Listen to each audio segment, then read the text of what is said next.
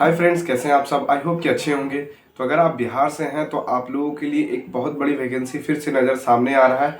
अगर आप वैसे स्टूडेंट हैं जो बिहार होमगार्ड में होने से रह गए हैं या चाहे बिहार पुलिस में आपका मेरिट लिस्ट नहीं बना है, तो आपको परेशान होने की ज़रूरत नहीं है, क्योंकि यहाँ बिहार में लगातार वैकेंसी का आना अपने आप में बहुत अच्छी बात है। अभी आपको बिहार में बोला गया है कि वैकेंसी का लगातार आना ही अभी, क्योंकि इलेक्शन में हम लोग यहाँ पे सिलेक्शन अगर ले ले तो अच्छी बात है। कहने का मतलब ये है कि अगर आप बिहार चौकीदार या चाहे बिहार पुलिस ड्राइवर की वैकेंसी पे आप ध्यान देते हैं तो आपके सामने यहाँ पे दो वैकेंसी, एक तो आ गया है और एक आने वाला है, और दूसरा वैकेंसी बिहार होमगार्ड का फिर से आपको देखने को मिलेगा 14,000 प्लस।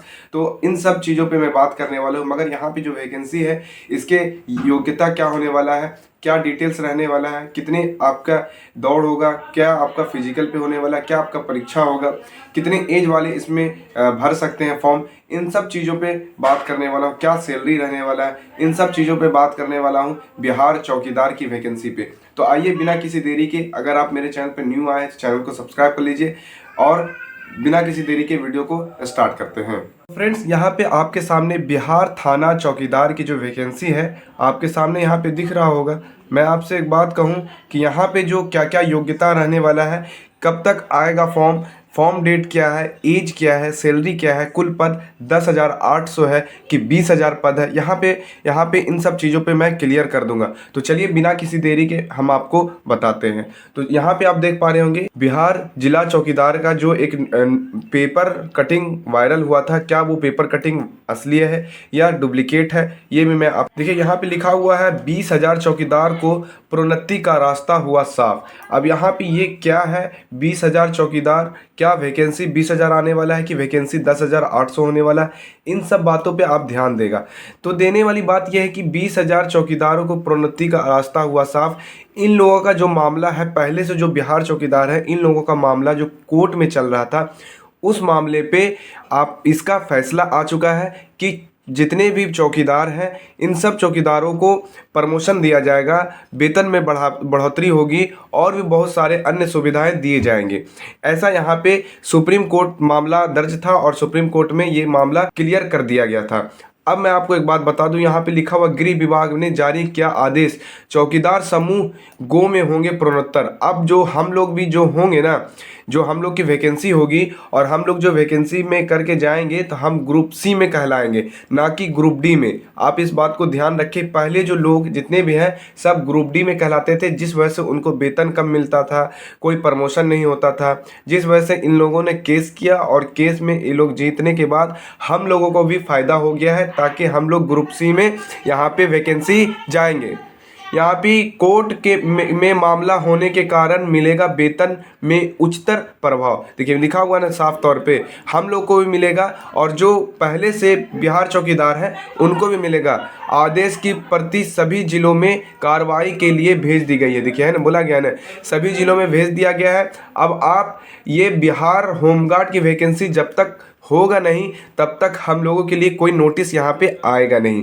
मगर एक अनुमानित और पता करने के बाद मुझे ये पता चला है कि यहाँ पे बिहार जिला चौकीदार की जो वैकेंसी है, आपको लास्ट जुलाई के वीक में आपको कुछ नोटिस देखने को मिल जाएगा, या तो अगस्त के फर्स्ट वीक में आपको नोटिस देखने को मिल जाएगा।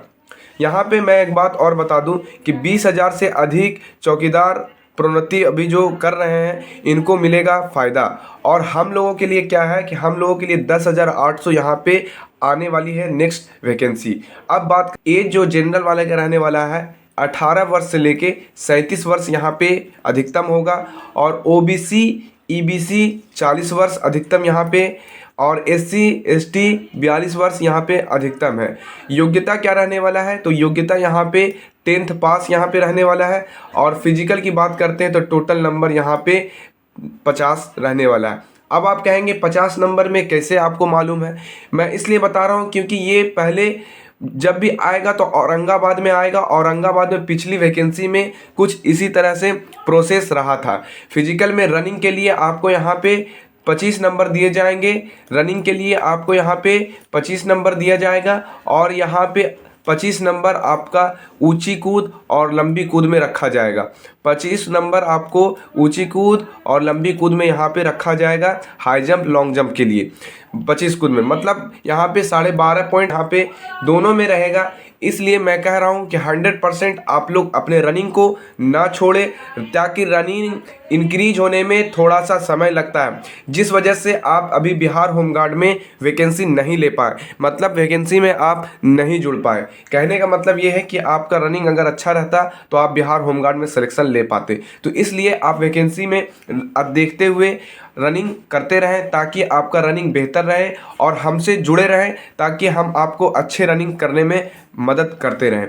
अब बात करते हैं कि आपको ये कैसे मालूम है कि सबसे पहले औरंगाबाद में ही आएगा। तो देखिए यहाँ पे जो है ना, कुछ दिन पहले का ही देखिए बिहार चौकीदार वैकेंसी 2025, ये पेपर कटिंग ही है। आप समझ रहे कुछ और होगा, ये पेपर कटिंग है, मैंने निकाला है और यहाँ पे वेबसाइट से, यहाँ पे आप भी देख सकते हैं, ये सबसे पहले आधिकारिक वेबसाइट। अगर वैकेंसी आएगा तो औरंगाबाद में ही आएगा, औरंगाबाद जिला में आएगा। यहाँ पे आप देख पा रहे औरंगाबाद.bih.nic पर ही आएगा। मैं आपको एक बात बता दूं कि यहाँ पे जो है ना, यहाँ पे वैकेंसी जो है यहाँ पे आएगा। और आप लोगों के लिए सबसे अच्छी बात है कि बिहार जिला चौकीदार की वैकेंसी सबसे पहले औरंगाबाद में ही आएगा। जब आएगा तो पूरा फॉर्म भरने के बाद अंततः इस फॉर्म को पोस्ट ऑफिस के माध्यम से नीचे दिए गए पता पर भेजें।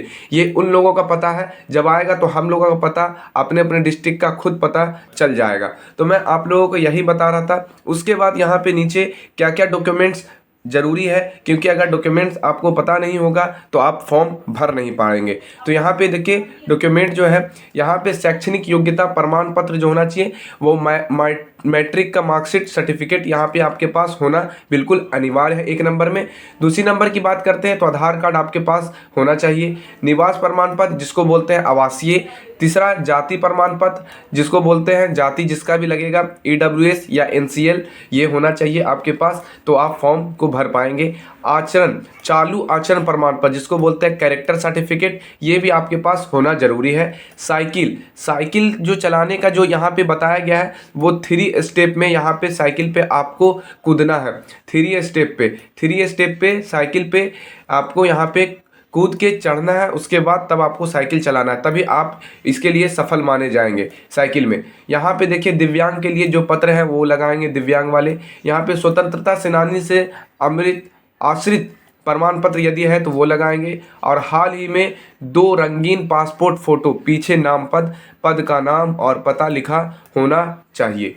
अब यहाँ पे मैं आपको दिखाता हूँ अगर फॉर्म आया तो किस तरीके से आएगा और आप कैसे पता कर पाएंगे कि फॉर्म सच में ये ओरिजिनल है या डुप्लीकेट है। अब देखिए हम लोगों का ये बिहार जिला चौकीदार जो है यहाँ पे ऑनलाइन होने वाला नहीं है, 100% मैं कहता हूँ, क्योंकि यहाँ पे जो फॉर्म दिया गया है आप देख पा रहे होंगे, ये देखिए आवेदन पत्र का, यहाँ पे देखिए यहाँ पे फोटो है, विज्ञापन संख्या लिखेंगे, जो भी पद से भरेंगे यहाँ पे पद लिखेंगे, नाम लिखेंगे अपना हिंदी में अंग्रेजी में, पिता का नाम लिखेंगे हिंदी अंग्रेजी में, डेट ऑफ बर्थ लिखेंगे और कितना आपका डेट ऑफ बर्थ उस डेट से हो रहा है वो यहाँ पे फुलफिल करेंगे। यहाँ पे पुरुष है, आप महिला है, जो भी यहाँ पे आप यहाँ पे डालेंगे। और उसके बाद यहाँ पे पता है, यही भी पता है, वर्तमान पता है, पूर्व पता है।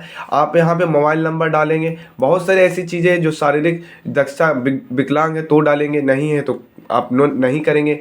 उसके बाद अपने मैट्रिक शैक्षणिक योग्यता का यहाँ पे प्रमाण डालेंगे। उसके बाद यहाँ पे शारीरिक पहचान मिलान यहाँ पे 2 ठो डालेंगे। उसके बाद देखिए मैं आपको झूठ नहीं बोल रहा, यहाँ पे देखिए जो यहाँ पे लिखा हुआ है फॉर्म में जो लिखा हुआ है ये फॉर्म ओरिजिनल है, ना कि कोई डुप्लीकेट फॉर्म है। यहाँ पे फॉर्म में लिखा हुआ है कि आप लोगों का क्या क्या सर्टिफिकेट यहाँ पे लगने वाला है। तो यहाँ पे मैंने जो पहले दिखाया यहाँ पे वही लगा हुआ है, वही लिखा हुआ है, तो आप लोग परेशान मत होना। तो मैं आपसे यही बात कहना चाहूँगा, आप लोग अगर रनिंग छोड़ते हैं तो बहुत बड़ी प्रॉब्लम में फंसने वाले हैं। आप हल्के फुल्के रनिंग करते रहें ताकि आपको आने वाले समय में ज़्यादा परेशानी, ज़्यादा कष्ट ना करना पड़े। अगर वीडियो अच्छा लगा हो, इन्फॉर्मेटिव लगा हो तो चैनल को सब्सक्राइब कर लेना। मिलते हैं नेक्स्ट वीडियो में, अभी के लिए इतना ही। जय हिंद।